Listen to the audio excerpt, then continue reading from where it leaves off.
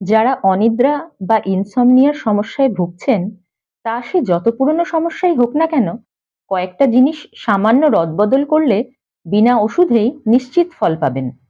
হ্যাঁ, কি করতে হবে মন দিয়ে শুনুন। ঘুমের সমস্যা নতুন কিছু নয়। গড়ে প্রতি 7 জন প্রাপ্তবয়স্ক মানুষের মধ্যে 3 জন কম বেশি অনিদ্রার সমস্যায় ভোগেন। কিন্তু জানলে অবাক হবেন যে অনিদ্রা বা ইনসমনিয়ার সমস্যা অধিকাংশ ক্ষেত্রেই বিনা ওষুধে নিরাময় সম্ভব। এখন প্রশ্ন হচ্ছে, অনিদ্রা বা ইনসমনিয়ার সমস্যা থেকে মুক্তি পেতে কি করণীয়? প্রথমত, শুতে যাবার 3 থেকে 4 ঘন্টা আগে ডিনার সেরে নিন। ডিনার শুরু করুন টাটকা স্যালাড দিয়ে, তারপর বেশ খানিকটা তরকারি আর হাতে গড়া 2টো রুটি, খুব বেশি হলে 3টে। লোভে পড়ে আবার রুটির বদলে তেল বা ঘিয়ে ভাজা লুচি পরোটা খেয়ে ফেলবেন না যেন। তরকারিতে যেন বেগুন, লাউ এবং বিন বা বরবটি না থাকে। পেট ঠেসে খাবেন না।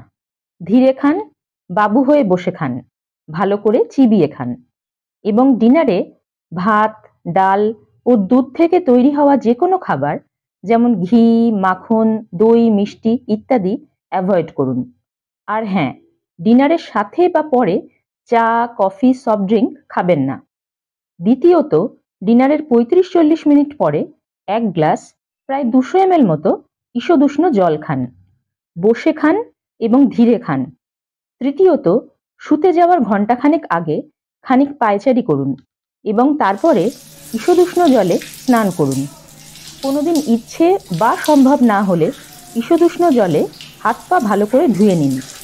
প্রসঙ্গত, যারা সিগারেট, বিড়ি, মদ, গুটখা এই জাতীয় নেশা করেন, তারা ছেড়ে দিতে পারলেই ভালো। নিদেন পক্ষে ডিনারের পর থেকে শুতে যাওয়া অবধি যে কোনো নেশা থেকে বিরত থাকুন।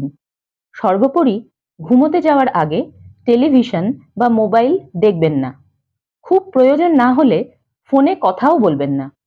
শুতে যাওয়ার আগে যদি পারেন বই পড়ুন বা গান শুনুন। গান শোনার সময় চোখ বন্ধ রাখুন। এরপরও ঘুম না এলে কমেন্ট বক্সে লিখুন।